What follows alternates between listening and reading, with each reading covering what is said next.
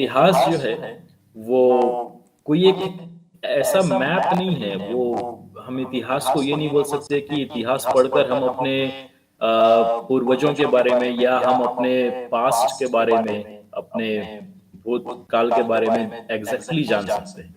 क्योंकि इतिहास जब लिखा जाता है तो इतिहास को कोई ऐसा नहीं होता कि एकदम एज इट इज लिखता है। वो अपने पॉइंट ऑफ व्यू से लिखता है। अगर मैं इतिहास लिखूंगा तो मुझे जो समझ आ रहा होगा आज के मनुष्यों के बारे में, आज के भारत के बारे में, मेरा कहीं ना कहीं बायसनेस उसमें आ जाएगा। तो इतिहास जो होता है वो कोई एग्जैक्ट मैप नहीं होता है आपके पास्ट का। वो तरीका होता है अपने अपने पॉइंट ऑफ व्यू में लोगों का लिखा हुआ, जिसको हम आज पढ़ते हैं। आज जो हम लिख रहे हैं वो हम आने वाले कुछ समय बाद पढ़ेंगे, कुछ और लोग उसको पढ़ेंगे। तो बहुत सारे इतिहास में कुछ चीजें होती हैं, कुछ इंसिडेंट्स होते हैं, कुछ घटनाएं घटित होती हैं, जिसको किसी न किसी माध्यम से हम उसको रिकॉर्ड करते हैं। और आने वाली पीढ़ियां, आने वाला समय उसी इतिहास को देखता है, पढ़ता है, समझता है और कोशिश करता है ये जानने की कि उसके पहले, उस मनुष्य के पहले इस पृथ्वी में, इस ब्रह्मांड में क्या घटित हुआ था, जिस वजह से आज हम ऐसे हैं। तो ये इतिहास है। इतिहास की हालांकि बहुत सारी परिभाषाएं आप लोग टेक्स्ट बुक्स में पढ़ते ही हैं, है ना।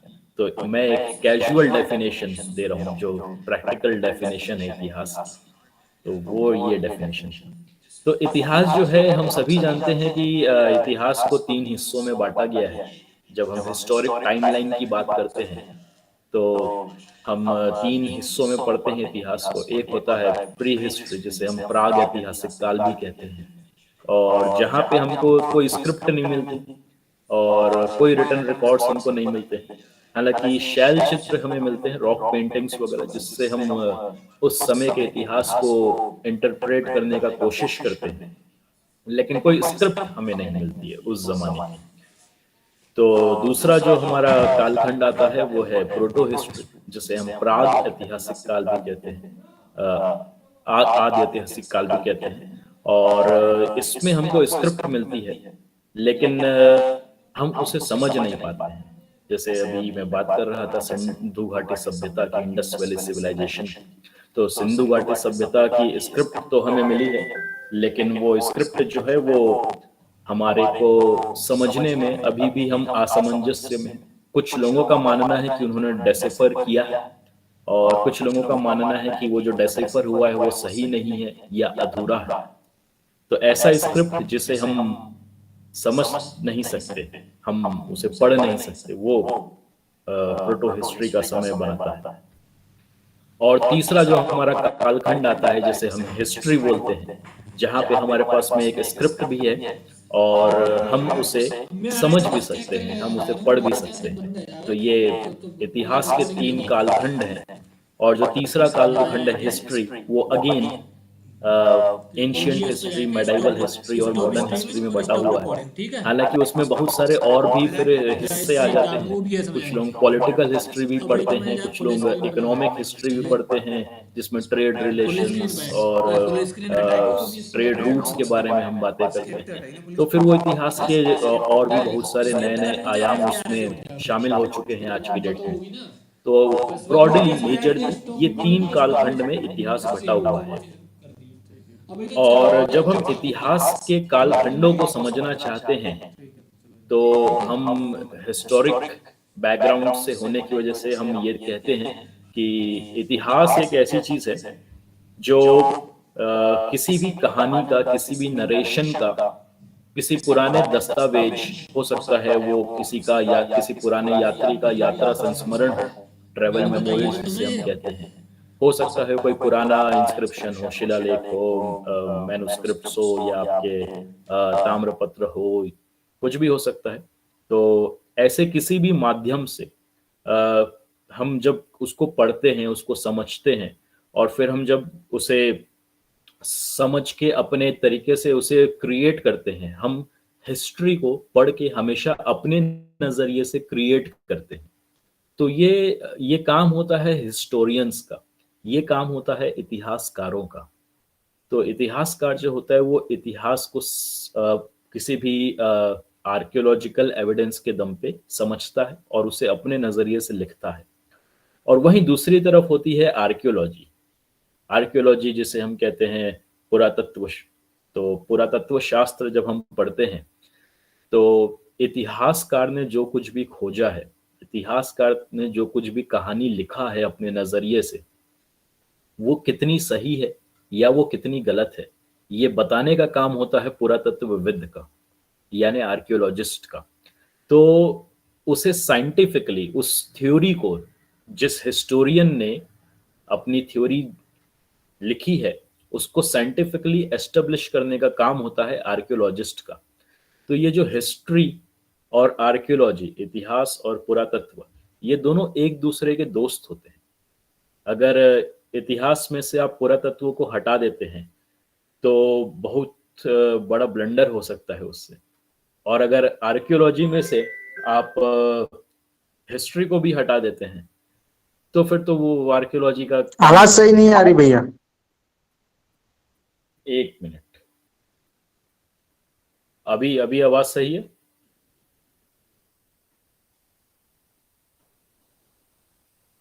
हेलो, अभी अभी आवाज सही आ रही है?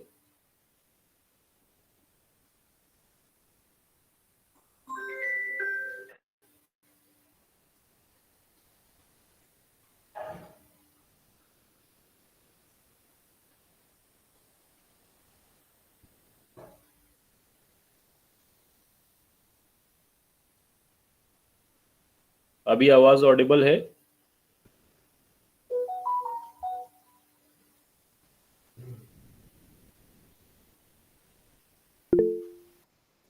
Okay, all right all right, चलिए।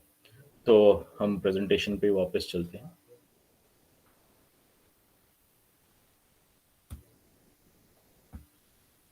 तो हम बात कर रहे थे इतिहास और पुरातत्व की बात हम कर रहे थे। तो इतिहास और पुरातत्व हमेशा एक दूसरे के पूरक माने जाते हैं और बिना एक दूसरे के ये दोनों अधूरे हैं। हालांकि ये दोनों के बीच में एक बहुत ही पतली लकीर का फर्क होता है, एक बहुत ही महीन लकीर का फर्क होता है।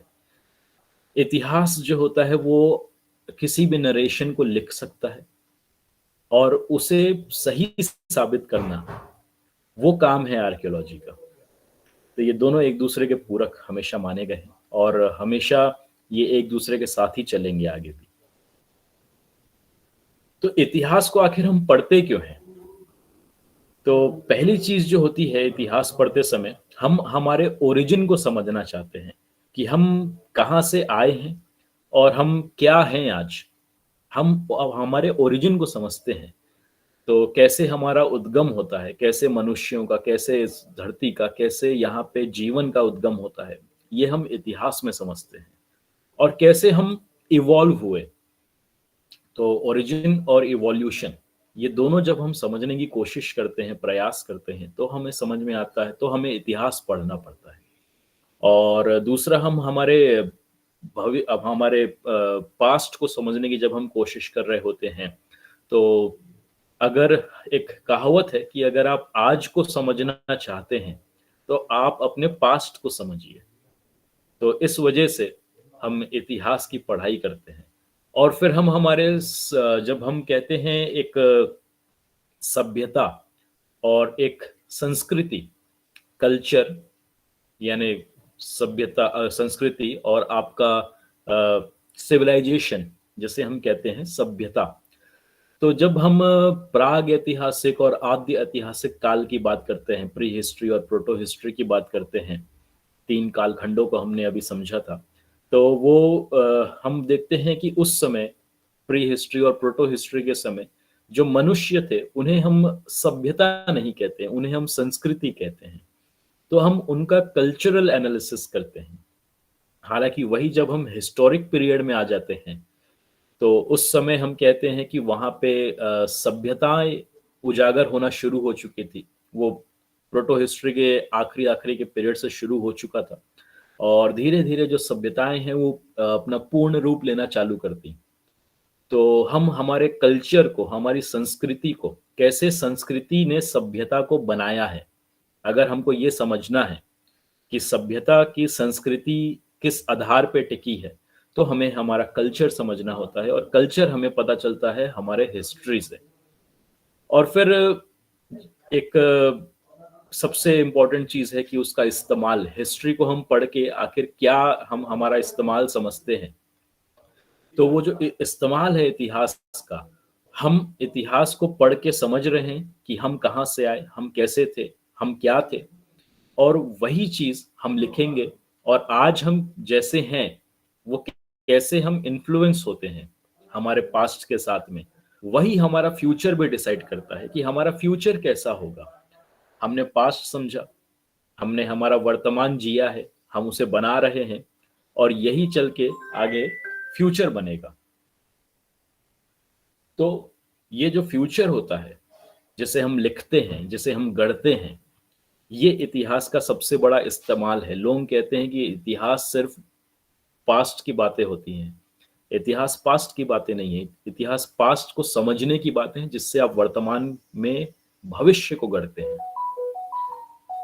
तो एक कहावत है, एक हिस्टोरियन है, अमेरिकन जर्मन हिस्टोरियन है।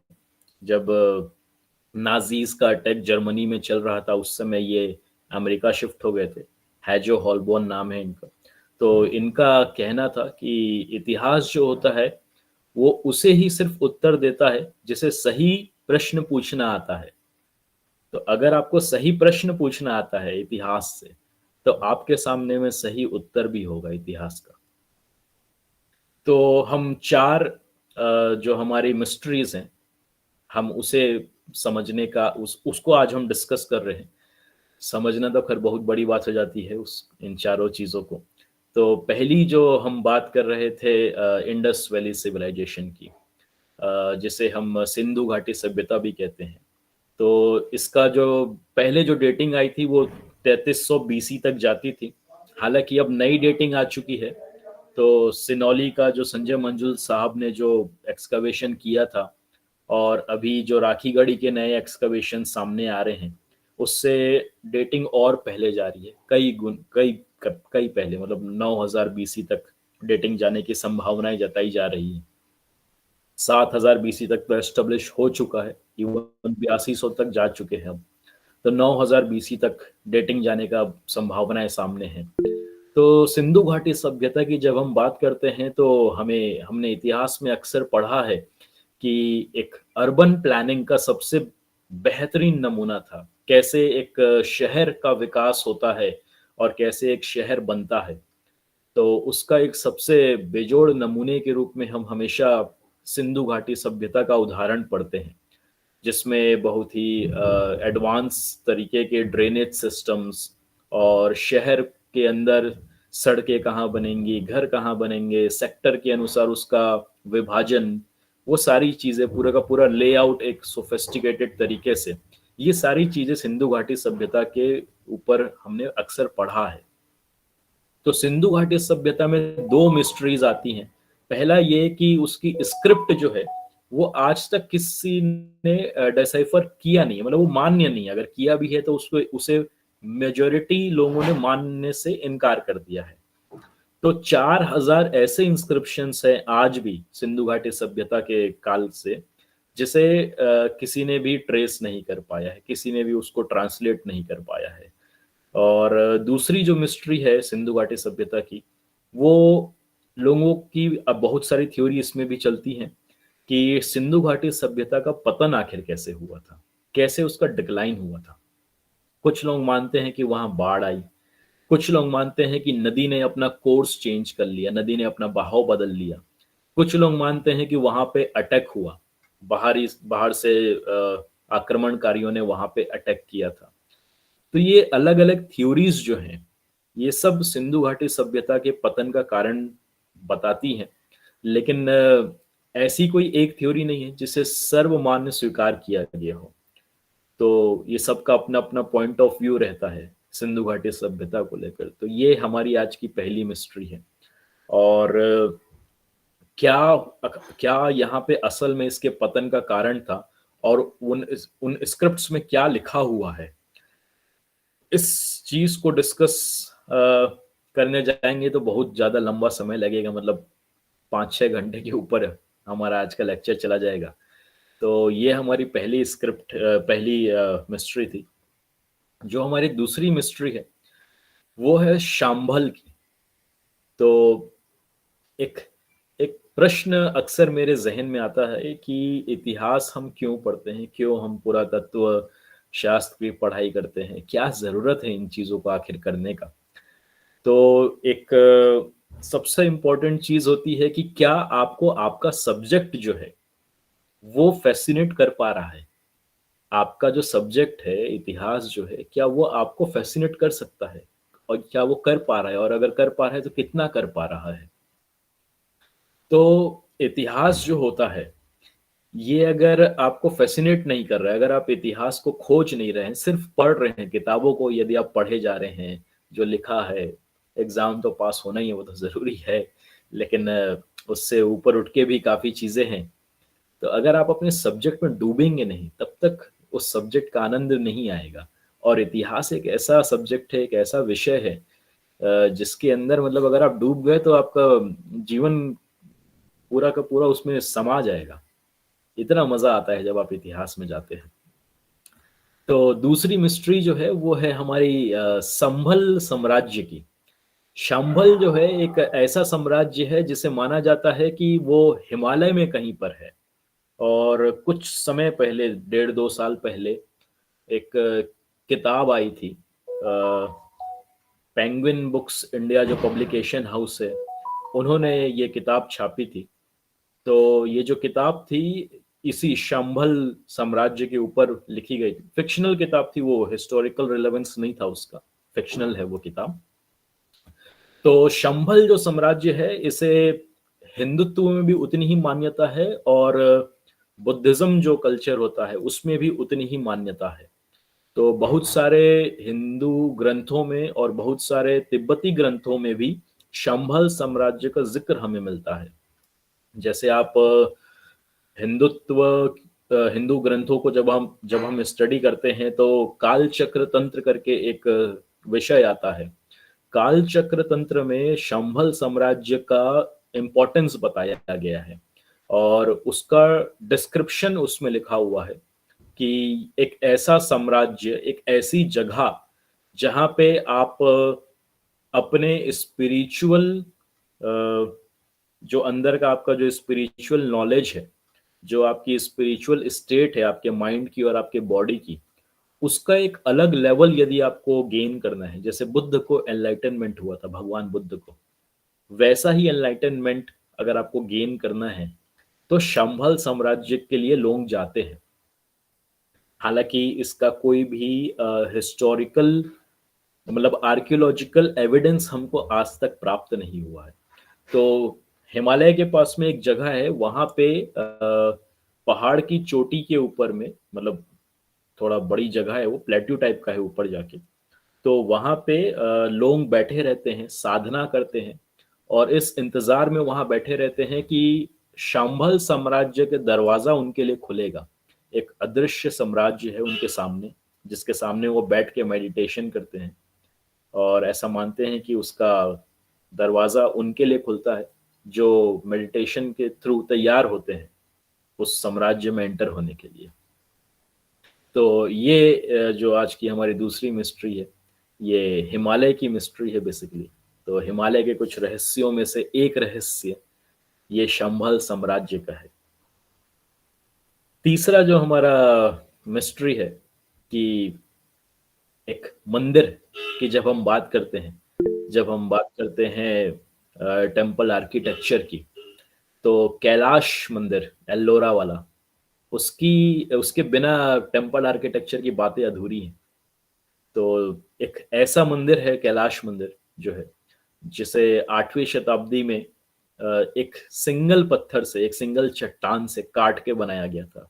ऐसे स्ट्रक्चर को हम मोनोलिथिक स्ट्रक्चर बोलते हैं, आप सभी इससे अवगत होंगे। तो लोगों का कुछ कुछ लोगों का ये मानना है कि कुछ एलियंस ने इसको बनाया, तो वो एक एलियन थ्योरी भी चलती है। हालांकि जो most accepted theory as a academician, as a scholar, as a historian, तो वो जो सबसे मोस्ट एक्सेप्टेड थ्योरी जो हमारे पास में है वो यही है कि एक मोनोलिथिक मंदिर जिसे उल्टा काटा गया है। मतलब जब मंदिर बनता है, अक्सर आपने देखा होगा, किसी भी पुराने मंदिर को आप देख लीजिएगा, तो वो नीचे से ऊपर की तरफ बनता है। मतलब अधिष्ठान से मंदिर ऊपर जाता है शिखर कलश के तरफ। ये मंदिर, कैलाश मंदिर जो है, ये उल्टा बना है। और पहले कलश, शिखर, आमलक शिखर, नीचे आते आते आप पूरा टेम्पल बनते चला जाता है। तो इसको उल्टा बनाया गया है और एक सिंगल चट्टान को काट काट के बनाया गया है। तो उन औजारों से जो 8वीं शताब्दी में मौजूद हुआ करता था, उन औजारों से और उस क्राफ्टमैनशिप के साथ में कैलाश मंदिर जब बना, तो वो एक अपने आप में आर्किटेक्चरल मार्वल है और वो एक मिस्ट्री है, क्योंकि उसके बारे में बहुत ज़्यादा हमको पुरातात्विक साक्ष्य नहीं मिलते हैं, उसके प्रमाण नहीं मिलते हैं कि बनाने वाले कौन थे, कैसे उस मंदिर को बनाया गया है।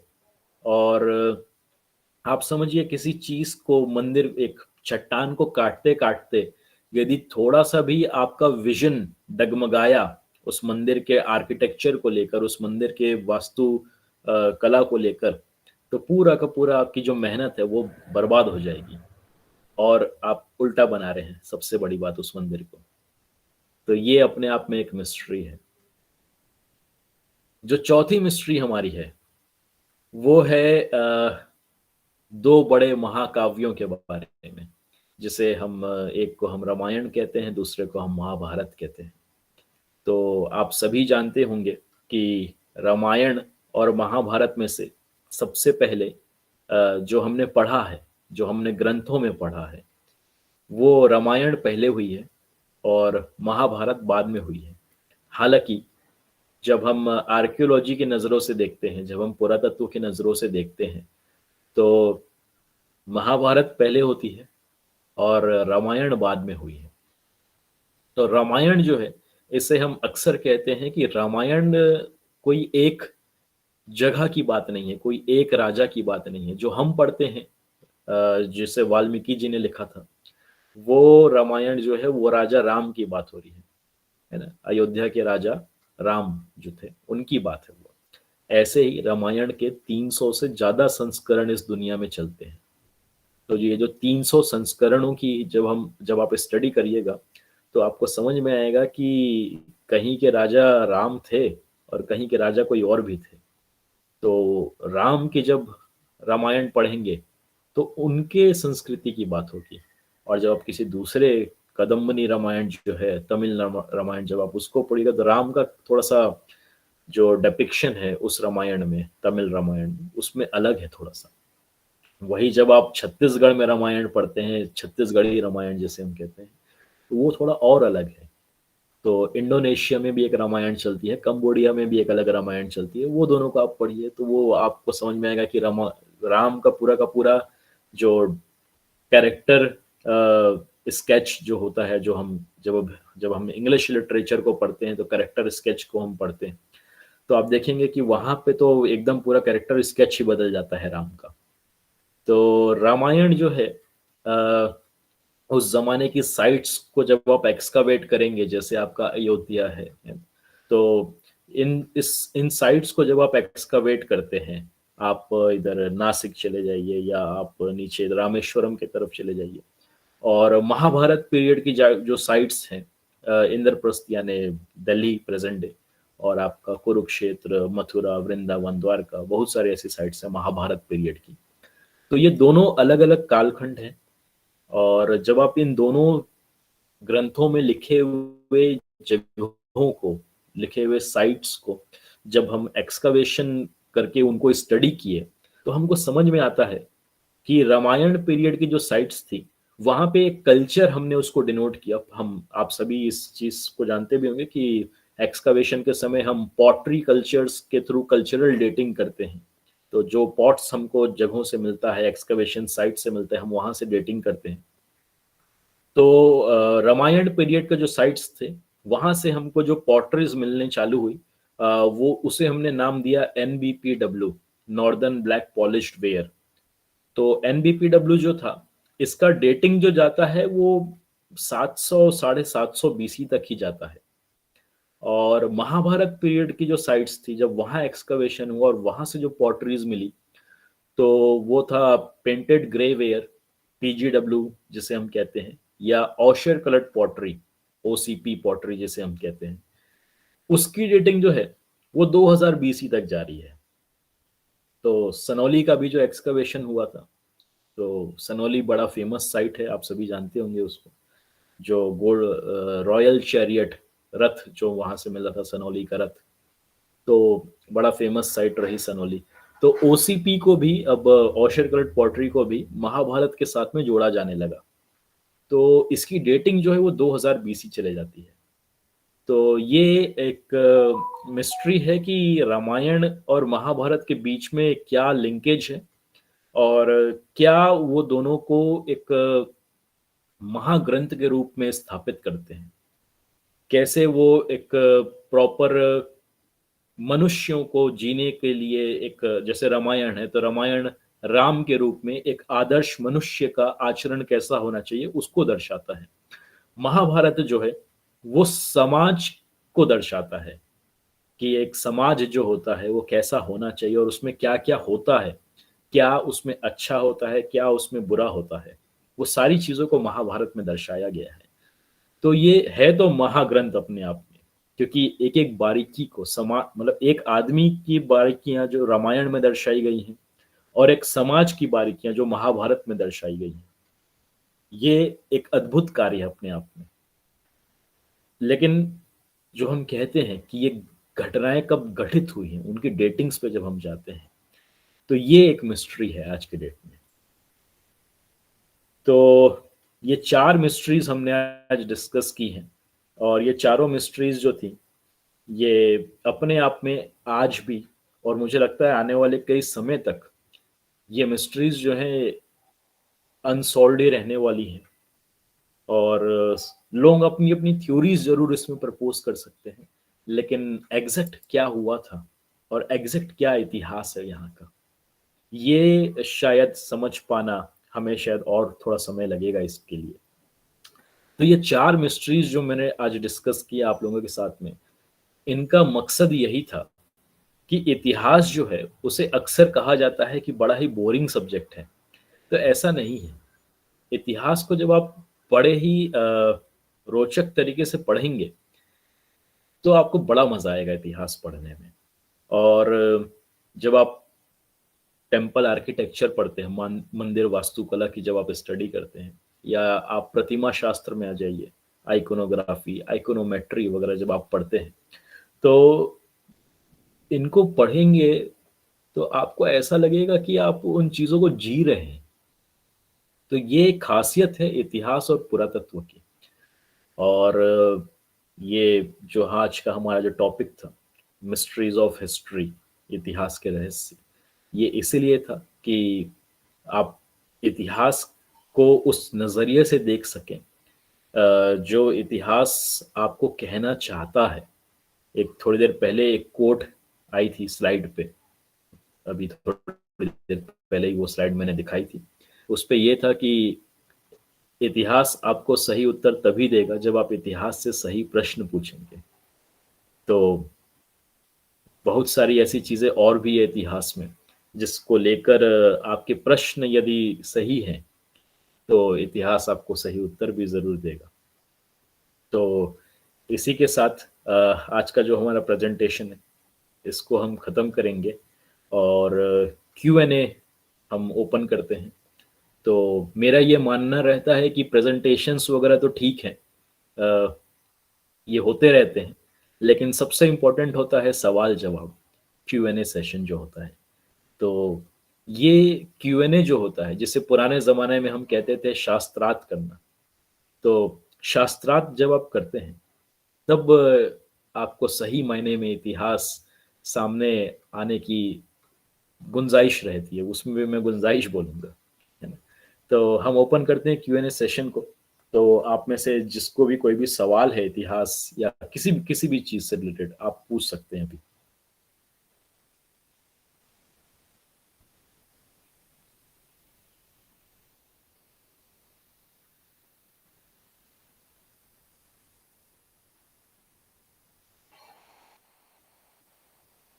करणवीर भैया। हाँ, करणवीर जी का हाथ उठा हुआ है। ये भी उठा था जब रिप्रेजेंटेशन नहीं आ रही थी। अच्छा, ओके।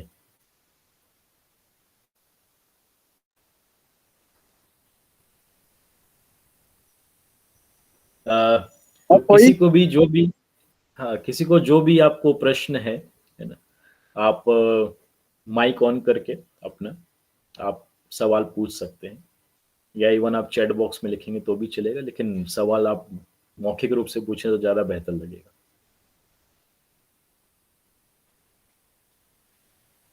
सर मेरा एक मतलब इस टॉपिक से नहीं है, थोड़ा इतिहास से ही है। जी बताएं। जैसे कि हमने देखा पीछे, अभी ये क्वेश्चन है पुराना, जो एनसीईआरटीज में जो बदलाव हो रहे हैं, चैप्टर्स को हटाया जा रहा है और ये मतलब इस तरह से, और अपने इतिहास को लाया जा रहा है। ये बोलते हैं कि हमारा इतिहास ये नहीं है, हमारा इतिहास दूसरा है। तो ये कहाँ तक ठीक है? देखिए, पहली चीज तो ये है कि इतिहास हमारा या किसी और का नहीं होता। इतिहास इतिहास होता है। और अगर कोई चीज अफ्रीका में गठित हुई है या कोई चीज अमेरिकन कॉन्टिनेंट में गठित हुई है, तो वो इतिहास भी हमारा ही इतिहास है, क्योंकि मनुष्य हैं हम। और मनुष्यों को आप ये नहीं बोल सकते ना कि मैं सिर्फ भारत का इतिहास पढ़ूंगा और मैं इतिहास समझ जाऊंगा। भाई, आपको अगर मनुष्यों का इतिहास जानना है तो आपको तो पूरा इतिहास देखना पड़ेगा। आपको पूरा देखना पड़ेगा मनुष्य कहाँ से उद्गम होते हैं, कैसे कैसे वो वर्ल्ड को ट्रेवल किए हैं और कैसे वो इवॉल्व हुए हैं। तो किसी और का इतिहास बोल के हम किसी चीज को छोड़ देते हैं, ये मुझे तो सही नहीं लगता है। हालांकि जो टेक्स्ट बुक्स बनती हैं, जैसे आपने एनसीईआरटी की बात किया, तो टेक्स्ट बुक्स जो हैं वो एग्जाम देने के लिए बनी हैं। और उन किताबों में सिर्फ वो इतिहास लिखा जा रहा है जिसको अ, मैं कहूँगा थोड़ा सा वो पॉलिटिकली इन्फ्लुएंस्ड इतिहास है। वो भले ही वो सत्य है या वो असत्य है, वो एक सेकेंडरी मैटर है। लेकिन इतिहास को के साथ में तोड़ मरोड़ करना, या मैं ये बोलना कि ये इतिहास पढ़ाना चाहिए या ये इतिहास नहीं पढ़ाना चाहिए, इतिहास का ये भाग हमारे काम का है, इतिहास का ये भाग हमारे काम का नहीं है, ये कहना मुझे उचित नहीं लगता है। तो जो भी इतिहास है वो हमें हमेशा पढ़ते रहना चाहिए। बाकी किताबें सरकार के हाथ में है, वो जैसा चाहे वैसा उसको बना सकती है। जी, थैंक यू सर। वेलकम। और किसी का कोई सवाल, जो मतलब सवाल कुछ भी हो सकता है, जैसे ये अभी हम एक ऑफ द टॉपिक था ये सवाल, लेकिन सवाल तो सवाल होते हैं।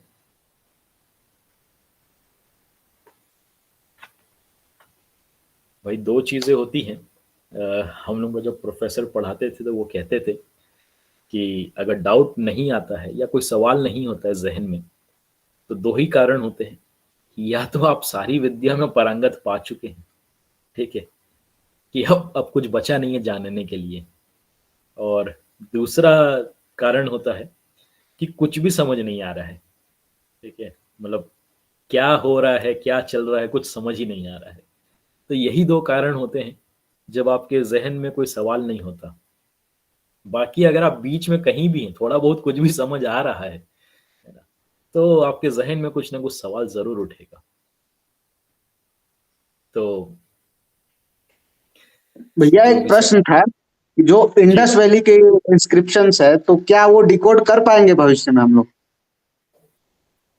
देखिए, कोई भी स्क्रिप्ट जो होती है वो डिकोड कैसे होती है।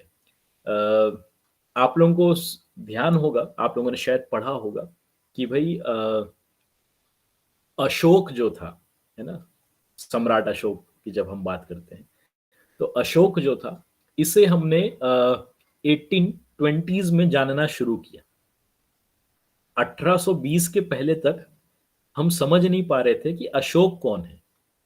तो क्योंकि उसके जो पिलर एडिक्ट्स थे, उसके जो इंस्क्रिप्शंस थे, उसमें वो लिखे रहता था पिय नाम पियदसी, है ना।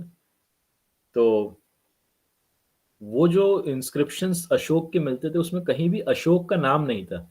देवनामप्रिय प्रियदसी लिखा रहता था उसमें। तो देवनामप्रिय प्रियदसी जो है ये कौन है, ये कोई समझ नहीं पाता था। और फिर सबसे बड़ी चीज तो थी कि भाई अशोकन ब्राह्मी जो है उसको हमने उस समय तक अच्छे से डायसाइफर भी नहीं किया था। तो 1820 में जब प्रयास हुए, 1820s में जब ये प्रयास हुए और वो सामने आना शुरू हुआ, तब हमको समझ में आया कि देवनाम प्रियदसी जो है ये क्या है, और हम उसको पढ़ पाए, अशोकन ब्राह्मी को हम डेसाइफर कर पाए।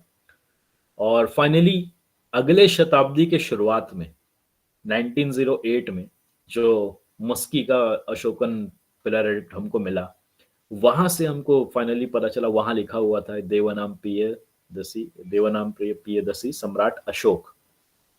तो ये देवनाम प्रियदसी कौन है, ये बाद में हमको पता चला 1908 में सम्राट अशोक की बात हो रही है।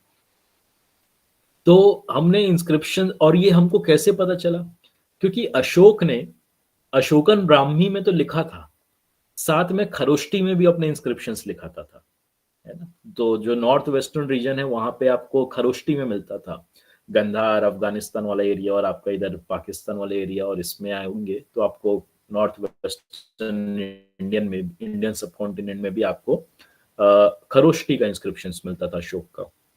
अब जो खरोष्टी में लिखा हुआ है उसका जो मिडिल ईस्ट स्क्रिप्ट चलती थी, अरेबिक स्क्रिप्ट जो होती थी, उस पे आप हमारे पास में उस समय हमको रेफरेंस, क्रॉस रेफरेंस मिल गया। तो कोई एक स्क्रिप्ट है, उसका कम से कम दो और भाषा में, दो और स्क्रिप्ट में हमारे पास में इंस्क्रिप्शंस होना चाहिए, और वो जो दो अलग जो आपकी स्क्रिप्ट्स हैं वो नोन होनी चाहिए। ऐसा नहीं कि वो भी अननोन है, सभी अननोन हो जाएगा तो फिर तो कुछ नहीं मिलेगा। तो जैसे हमारे पास में इंडस वैली सिविलाइजेशन की जो स्क्रिप्ट है, आईवीसी स्क्रिप्ट जो है हमारी, आईवीसी स्क्रिप्ट को दो और स्क्रिप्ट्स में जब पढ़ा जाएगा, जब हमको क्रॉस रेफरेंस मिलेगा, तब हम उसको डिसाइफर कर पाएंगे।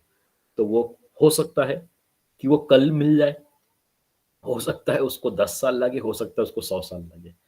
जब तक वो मिल नहीं जाता तब तक कुछ कहा नहीं जा सकता उसके बारे में।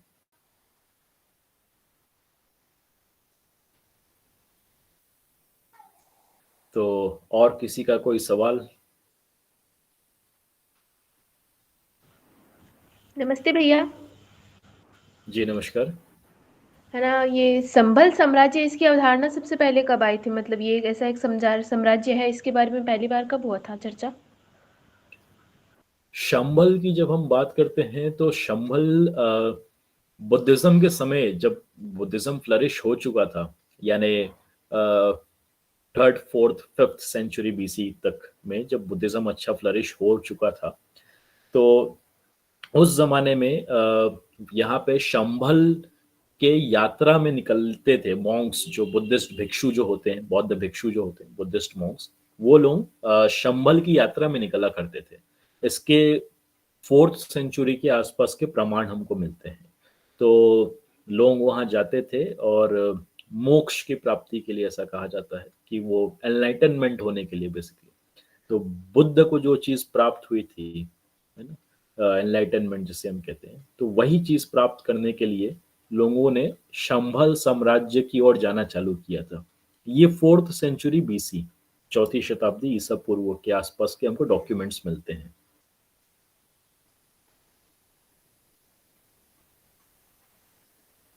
Okay sir. जी, और किसी का कोई सवाल?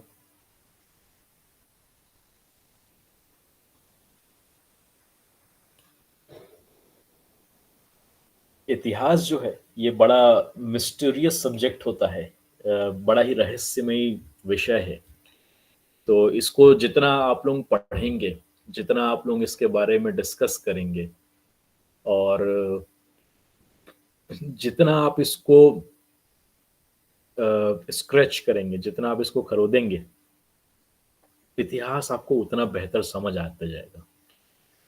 किताबें पढ़िए, रेफरेंस देखिए, नेट तो सभी के लिए एक्सेसिबल है आज की डेट में, तो गूगल करिए चीज़ों को, यूट्यूब में देखिए, और वैसे मेरा ये मानना है, मैं पर्सनली मैं ये मानता हूँ कि इतिहास को अगर सबसे बेहतर समझना है तो जिस जगह का इतिहास आप पढ़ रहे हैं ना, उस जगह में खड़े होकर पढ़िए उसको। अगर मैं सांची स्तूपा का इतिहास पढ़ रहा हूं तो मैं सांची स्तूप के सामने खड़े होकर उसको पढ़ूंगा।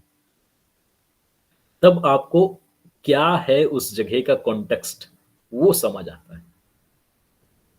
आप अपने मन में एक चित्र तैयार करेंगे, अगर आप घर में बैठ के या कहीं और बैठ के पढ़ते हैं तो आप अपने मन में एक चित्र तैयार करेंगे कि अच्छा सांची स्तूपा ऐसा दिखता होगा, या वहाँ फोटो जो भी लिखा होगा आपके टेक्स्ट बुक में छपी होगी फोटो, उसके आधार पे आप अपना एक मन में एक काल्पनिक चित्र तैयार करते हैं। वो हो सकता है सही हो सकता है वो रियलिस्टिक ना हो। इसीलिए उस जगह के सामने जब आप जाते हैं और वहां उसके इतिहास को पढ़ते हैं, उससे बेस्ट कुछ नहीं। ये मेरा पर्सनल बिलीफ है। तो मैं जहाँ का भी इतिहास पढ़ता हूँ तो मैं वहां जाके उसको पढ़ता हूँ। मतलब स्टूडेंट लाइफ में तो उतना नहीं होता था पैसा वगैरह, तो बाद में जब सही मायने में इतिहास पढ़ना शुरू किए हम लोगों ने, और जब कार्य क्षेत्र पे आए, तब हम लोगों ने उस जगह पे मेरे मेरे साथ में दो और मेरे दोस्त हैं, तो हम लोग उस जगह पे जाते हैं, हम ट्रिप प्लान करते हैं कि यार इस बार वहाँ जाना है, और फिर हम वहाँ के इतिहास को पुनः वहाँ पढ़ते हैं, और फिर उसके सारे रेफरेंस, जितने मटेरियल्स, जितने जो कुछ मिल सकता है, वो सब हम उसमें वहीं बैठ के वहीं समय बिताकर 5-6 दिन आराम से वहीं रहते हैं और पढ़ते हैं फिर उसके बारे में।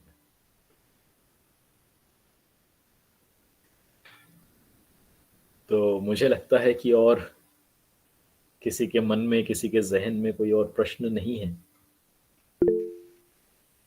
जी, अमृतेश भैया जी का। हाँ जी, बताएं। आप सभी को सुप्रभात। सुप्रभात भैया, आपने बताएं। बताया कि रामायण से पहले महाभारत हुई थी, इसका मतलब आज के डेटा के अनुसार बताया जाता है। आपने जैसा बताया, तो इसका कोई रेफरेंस वगैरह?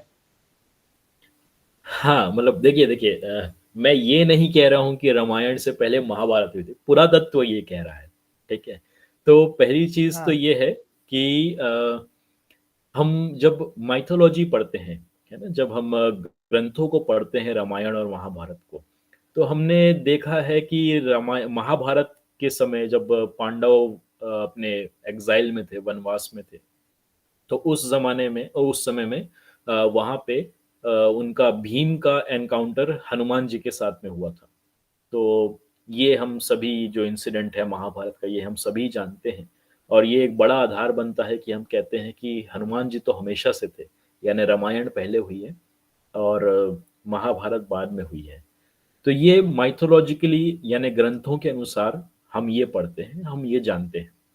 लेकिन जब हम एक्सकवेशन किए उन जगहों पे जहां महाभारत हुई थी या जहां रामायण हुई थी, मतलब उसकी घटनाएं वहां हुई थी, तो उन एक्सकवेशन से हमको जो पॉटरी कल्चर जिसकी मैं बात कर रहा था, पीजीडब्ल्यू, ओसीपी जो महाभारत पीरियड की है, और एनबीपीडब्ल्यू जो रामायण पीरियड की है, ये तो आप सभी समझते होंगे कि जो चीज समय में पहले हुई है वो जमीन में ज्यादा नीचे मिलती है एक्सकवेशन के समय, है ना। तो जो चीज पहले हुई है समय में, वो जमीन में ज्यादा नीचे मिलेगी।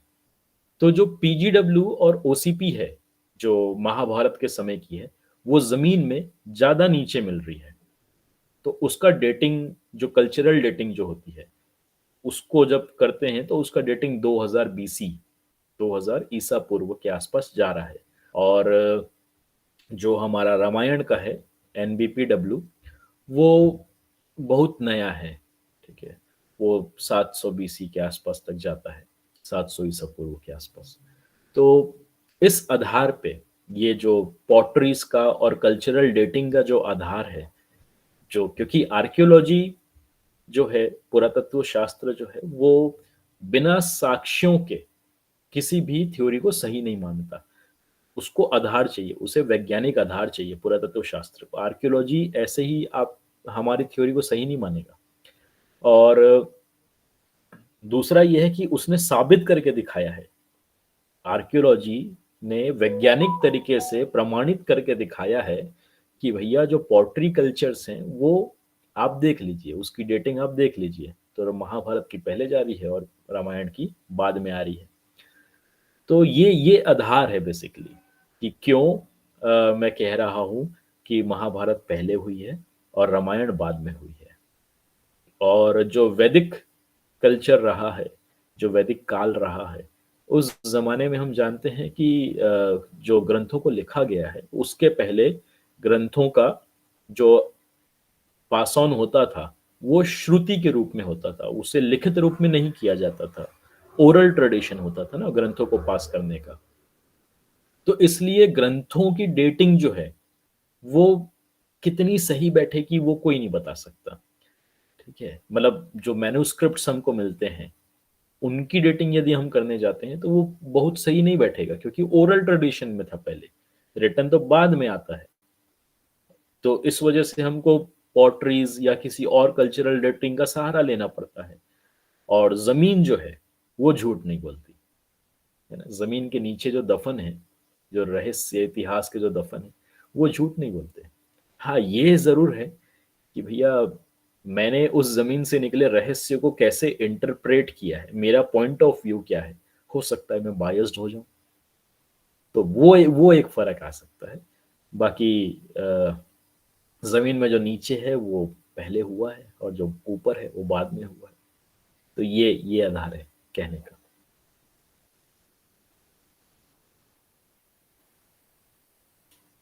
और किसी का प्रश्न?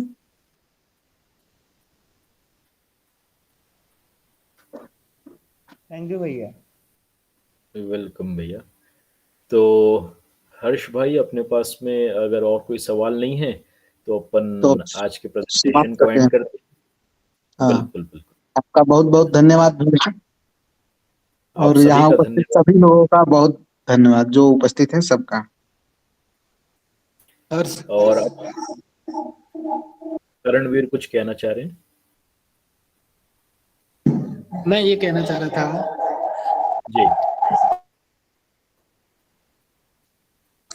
मैं ये बोल रहा था कि अर्श से कि एक बार सर का परिचय करा दें, क्योंकि जो हमने रिकॉर्डिंग चलाई थी उसमें परिचय नहीं हुआ था, तो अभी रिकॉर्डिंग में परिचय चला जाएगा। अच्छा, चलिए, अपना परिचय मैं खुद ही दे देता हूँ, कोई बात नहीं। तो बेसिकली मैं एक हेरिटेज कंसल्टेंट हूँ, हेरिटेज सलाहकार हूँ।